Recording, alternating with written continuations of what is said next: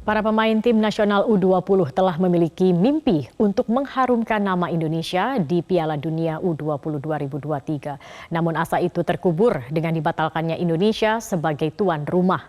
Dan berikut curahan hati 3 pemain timnas U20 kepada Metro TV. Sudah pastinya dengan persiapan yang udah kita lakuin dari jauh-jauh hari, saya tentunya udah punya target tim, target pribadi. Target pribadi pastinya sebagai seorang striker saya bisa mencetak gol. Apalagi ditonton oleh keluarga langsung di stadion, ditonton semua masyarakat Indonesia. Sangat indah lah saya bayangin.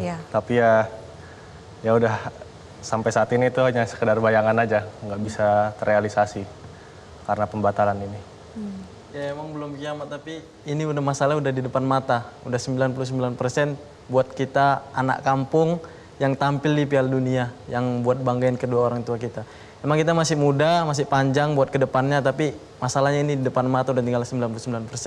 Harapan kita, harapan keluarga, harapan orang tua juga pasti sangat bangga punya anak yang bisa main di Piala Dunia, walaupun di kategori umur. Bilang tentunya semua insan yang ada harus belajar, kita pemain juga harus belajar, timnas juga harus belajar. Seperti kata Bani, kita harus ikhlas, dan mereka beliau yang di atas pun juga harus belajar untuk keputusan itu efeknya apa buat kita pesepak bola, atau apa yang diambil kebijakan itu lebih wise lagi ke depannya. Harus lebih bijak lagi. Iya, ya.